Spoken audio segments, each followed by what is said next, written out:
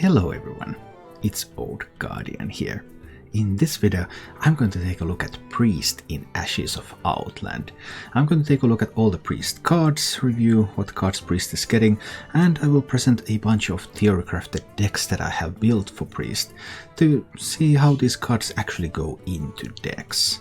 If you enjoy this content, please subscribe to my channel and click the notification button so that you don't miss any of this content. I'm going to make one of these videos for every class. But now let's take a look at these Priest cards.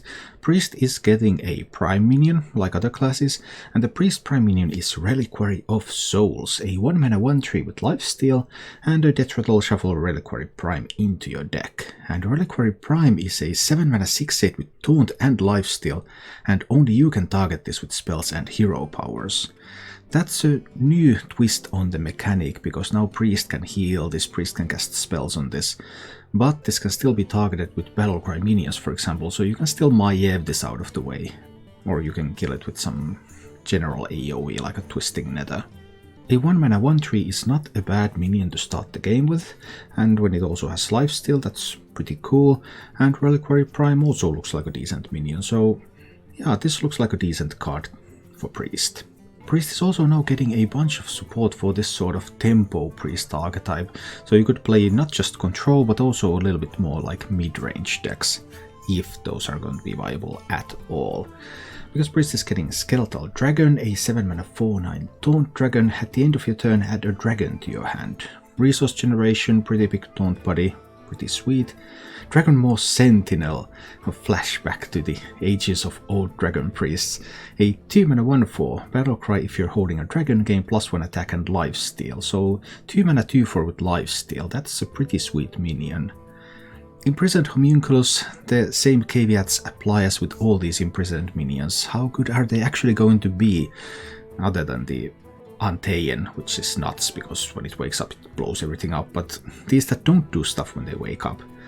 1-mana 2/5 Taunt, okay, that's decent, dormant for 2 turns, so if you don't get to play this very early in the game, this is going to be a terrible top deck. But if you play this on 1, and it wakes up on 3, and then on 3 you drop a Dragonmaw Overseer, 2-mana 2/2 at the end of your turn, give another friendly minion +2/+2, and that turns the Homunculus into a 4/7 Taunt. Yeah, now we're talking. That's like what this card set implies that you should be doing.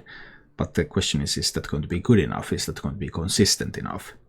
And then the new Priest Board Clear, and that's a really, really sweet card. I think this is probably the best Priest card in the set. Soul Mirror, I can see this being played in every Priest deck except for Resurrect Priests, and maybe even Resurrect Priests should be interested, I'm not completely sure about that, but summon the copies of enemy minions, they attack their copies. So you have a couple of minions on the board, the enemy has a couple of minions on the board. You play this, your minions are just chilling, copies of enemy minions appear on your board, they attack those enemy minions. If some of them have more health than attack, then some of them will survive. So the survivors, you will have the survivor and the enemy will have the survivor. And then you can still do things with your own minions. So this is just awesome for any sort of mid-range deck, tempo deck, most control decks, especially anything that doesn't resurrect. It's just a fabulous card. And then Priest gets a few cards that are more difficult to categorize. The Setek Veilweaver, and this is something that lots of people are excited about. A 2-mana 2/3. After you cast a spell on a minion, add a Priest spell to your hand. So this is a bit like Lyra the Sun Shard. But Lyra was whenever you cast a Priest spell, add a Priest spell to your hand. So this one, the spells have to be cast on minions. So spells that are not targetable don't count. You can't really go on an infinite spree like you could with Lyra. And there's no Radiant Elemental anymore either to discount those spells, but as an upside it only costs 2 mana. So if you play this late in the game you have a lot of mana to cast spells. I'm quite bearish on the Setek Veilweaver, because the types of deck that I see that would like to run this, they don't really have that many spells in them. And then there are decks that are spell heavy, but they don't really cast that many spells on minions. So we'll see. Lots of people are excited, but I am not. Not yet at least. Then there's an interesting spell, the Psyche Split. 5 mana, give a minion +1/+2, summon a copy of it. So I would compare this to the Grave Rune. Okay, Grave Rune gives you more value overall and for 1 less mana, but the value is very delayed and susceptible to silence, susceptible to being Mayeved. There are different downsides to Grave Rune, whereas this one gives you those 2 bodies immediately. And I think that's a big advantage in the upcoming meta, when single taunts can be bypassed much more easily, but double taunts might be more work to go through. So I think this will be better than Grave Rune, and I think this will be the card that's going to be run in Resurrect Priest.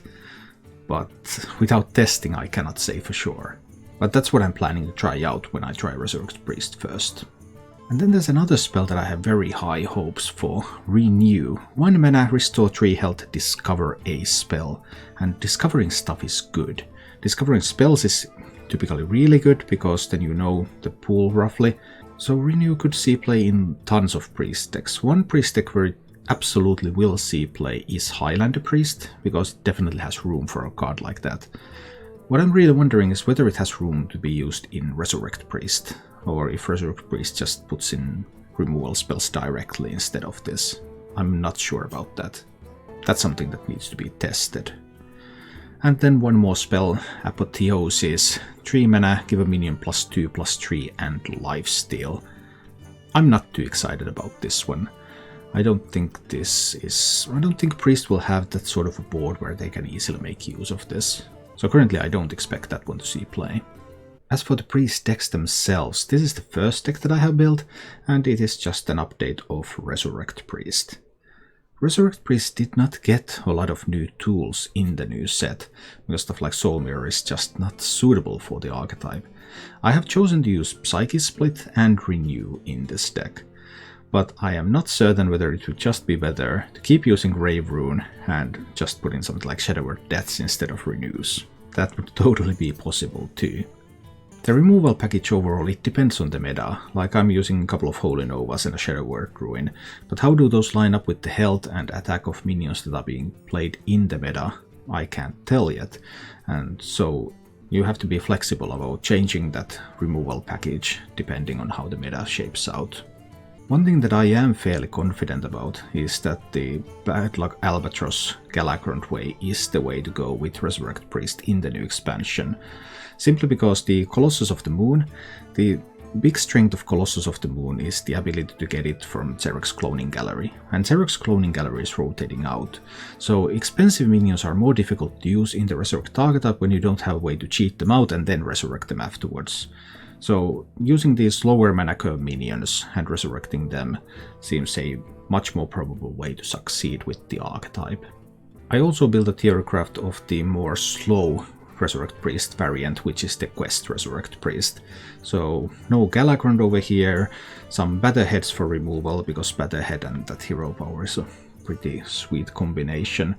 And I believe that this sort of priest deck would also be able to use the Reliquary of Souls, because then getting the Reliquary Prime and being able to give it +3/+3 with your hero power is a pretty big deal. And overall, with the quest enhanced hero power, even resurrecting the 1 mana Reliquary of Souls isn't as bad as it is for the regular Resurrect Priest, so I believe that card has a spot in this archetype. Again, I have went for Psyche Splits over Grave Runes, so that you can get multiple minions on the board, be less vulnerable to single target removal. And I have went with the Renew in this list as well. Renew has the upside that it can discover like Plague of Deaths and Mass Resurrections, some really big ticket items. But can you afford to run it, or do you just need to run more direct removal? That's something that I can't tell yet. However, the priest archetype that I expect to be the strongest in Ashes of Outland is Highlander Priest. But how do you go about building a Highlander Priest? That's 30 singleton cards. There are so many ways to build the deck. This is based on the Highlander Priest deck that I have been playing in Galakrond's Awakening. I also wrote about this deck for Hearthstone top decks. You can find a link down below in the description, so you can check out more details about this and other control decks in Ashes of Outland. And I have chosen to build this on this Thievery team. So there is a Scarlet Subjugator here, there's Shadow Madness, there's Cabal Shadow Priest, and also several new cards fit nicely into this. Reliquary of Souls, Renew goes well into here, and of course the phenomenal Soul Mirror.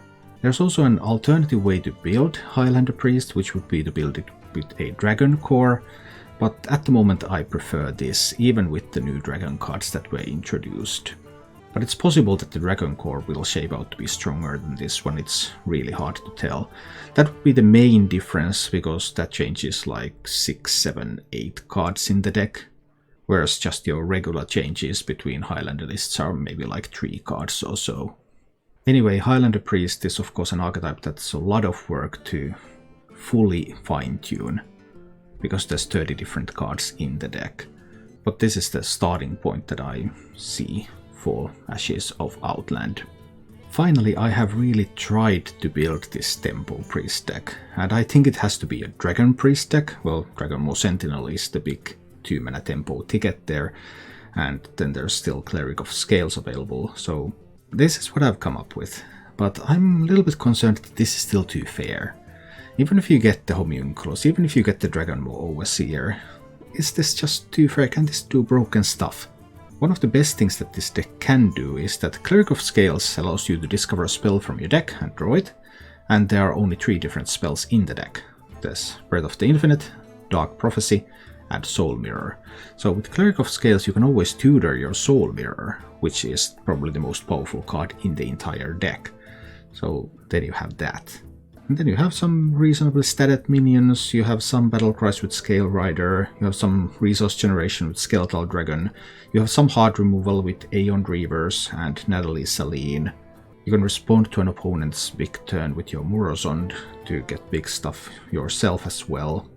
But overall I'm not certain whether time is already passed for decks like this in Hearthstone, whether they have enough really swingy turns, or if you just need to be able to do much more broken things to actually succeed. Anyway, this is the best take I was able to come up with for this sort of archetype. But overall the strongest priest deck that I expect to see in Ashes of Outland is Highlander Priest, and fine-tuning that will take quite some time. Thank you for watching. If you enjoyed the show, please click the like button and subscribe to my channel for more.